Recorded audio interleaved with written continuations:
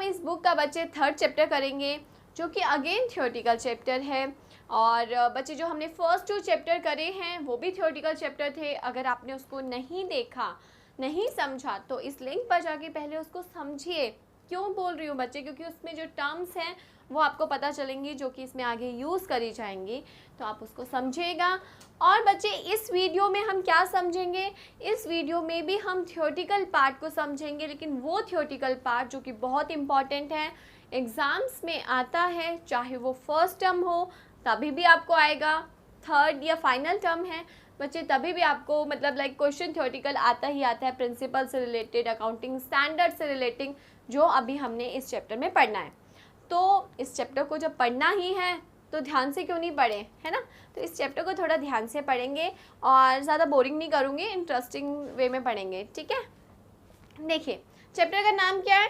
Theory base of accounting, यानी कि account जो हम करते हैं, रिकॉर्ड, क्लासीफाई, समराइजिंग, वो किस थ्योरी पे बेस्ड है, ठीक है? अब हम उन थ्योरी को पढ़ेंगे कि किन किन चीज़ों पे बेस होकर हम अकाउंट्स को करते हैं। अब उसमें बच्चे 3 चीज़ें आती हैं, प्रिंसिपल, कंसेप्ट एंड कन्वेंशंस, यानी कि अकाउंट्स में कुछ प्रिंसिपल हैं, कुछ कंसेप्ट्स हैं। कंसेप्ट मतलब एजम्पशंस है जिसके बेस पर आप अकाउंटिंग को करते हो, और कुछ कन्वेंशंस हैं जो आप अकाउंटिंग करते हो उससे क्या आउटकम निकल कर आता है, उसको हम कन्वेंशंस बोलते हैं। यानी कि आपने अकाउंट्स करा, उससे आपका क्या आउटकम निकल के आया, दैट इज़ कन्वेंशन। और इन तीनों चीज़ों को बच्चे हम क्या बोलते हैं? जनरली एक्सेप्टेड अकाउंटिंग प्रिंसिपल्स, यानी कि गैप बोला जाता है, GAAP, that is gap, that is principles हैं। इसमें बहुत सारे प्रिंसिपल होते हैं, 1 या 2 से काम नहीं चलता, काफ़ी सारे प्रिंसिपल हैं। तो इनको हम जनरली एक्सेप्टेड अकाउंटिंग प्रिंसिपल्स कहते हैं, ठीक है? अब इंडिया में ये कौन बनाता है? इंडिया में हम लोगों के लिए, बिजनेस के लिए आखिर प्रिंसिपल बनाता कौन है? उसके लिए बच्चे आपने एक नाम ज़रूर सुना होगा, CA, ठीक है? कि हम पास आउट कहाँ से होते हैं? जो CA बनते हैं वो कहाँ से पास आउट होते हैं? वो पास आउट होते हैं बच्चे institute of chartered accountant of India, that is ICAI। ये इंस्टीट्यूट है जहाँ से CA पास आउट होके निकलते हैं।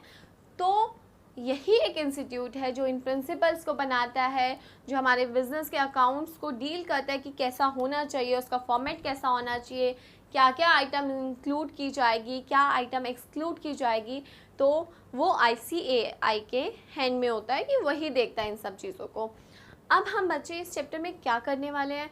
बच्चे इस चैप्टर में हम प्रिंसिपल, कंसेप्ट, कन्वेंशंस, इनके बारे में पढ़ने वाले हैं। तो अब हम करेंगे बच्चे अकाउंटिंग प्रिंसिपल्स। अकाउंटिंग प्रिंसिपल आखिर है क्या?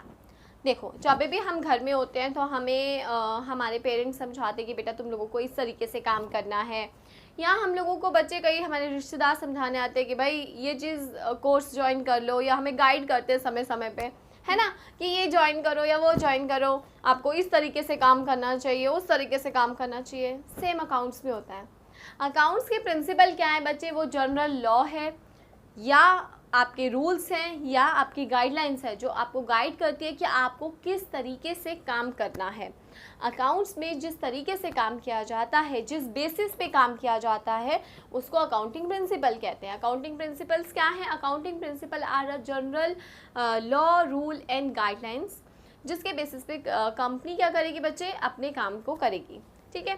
तो अब अकाउंट्स के प्रिंसिपल को 2 पार्ट्स में डिवाइड किया गया है, दैट इज़ कंसेप्ट और कन्वेंशन में। कंसेप्ट बच्चे हम क्या होता है? अजम्पशन होती है, जिसको हम आगे पढ़ेंगे। कन्वेंशन क्या होते हैं बच्चे? वो भी प्रिंसिपल ही होते हैं, उनको भी हम आगे कवर अप करेंगे जब हम 11 प्रिंसिपल अकाउंट्स के पढ़ेंगे।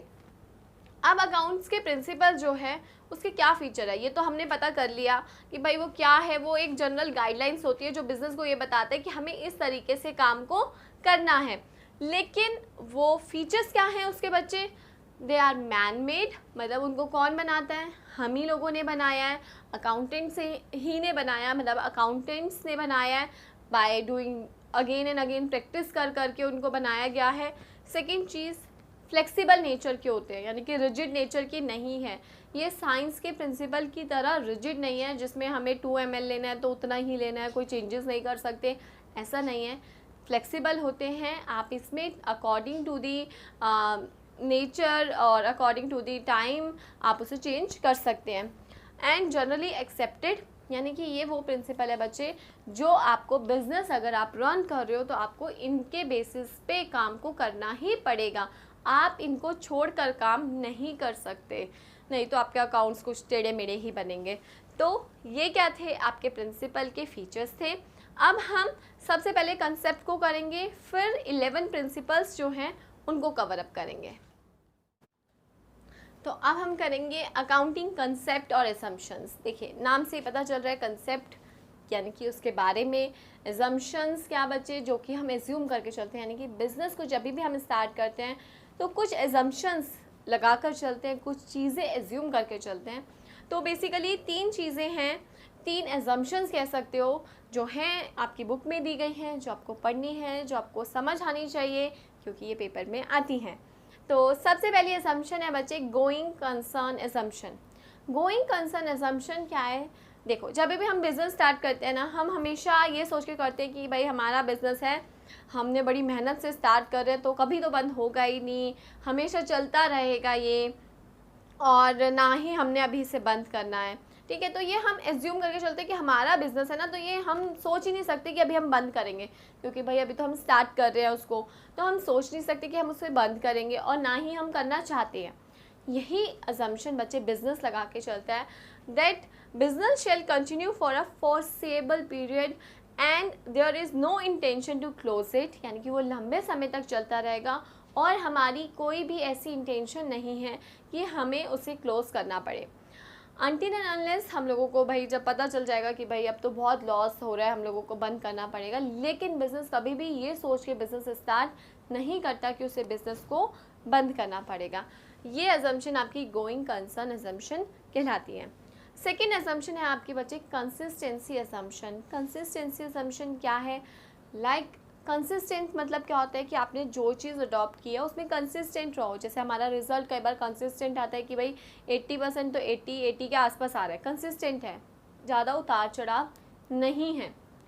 सेम बिजनेस में बच्चे कंसिस्टेंट मतलब होता है कि आप जो भी मेथड बिजनेस में यूज़ करते हो, जो भी सिस्टम आप अडॉप्ट कर रहे हो बिजनेस में, आपको उसे कंटिन्यू रखना है, आपको उसमें चेंजेस नहीं लाने फ्रिक्वेंटली कि भाई इस साल हमने कुछ और मेथड यूज़ किया, नेक्स्ट ईयर हम कुछ और मेथड यूज़ कर रहे हैं, उसके नेक्स्ट ईयर हम कुछ और मेथड यूज़ कर रहे हैं, तो वो चीज़ नहीं चलेगी।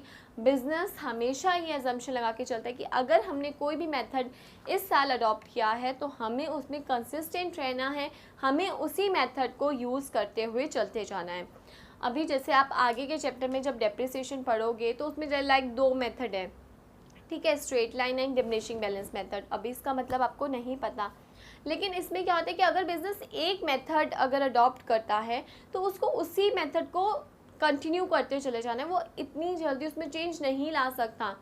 अगर वो दूसरा मेथड अडॉप्ट करते हैं तो उसमें कंसिस्टेंट रहना, यानी कि आपको फ्रिक्वेंटली उसको चेंज नहीं करना कि इस साल मैंने अगर स्ट्रेट लाइन मेथड यूज़ कर लिया तो next year diminishing balance use करेंगे। नो, आपको एक ही मेथड को अडॉप्ट करना है, that is consistency assumption. Third assumption बच्चे हम लोग लगा के चलते हैं एक्रूअल असम्पशन।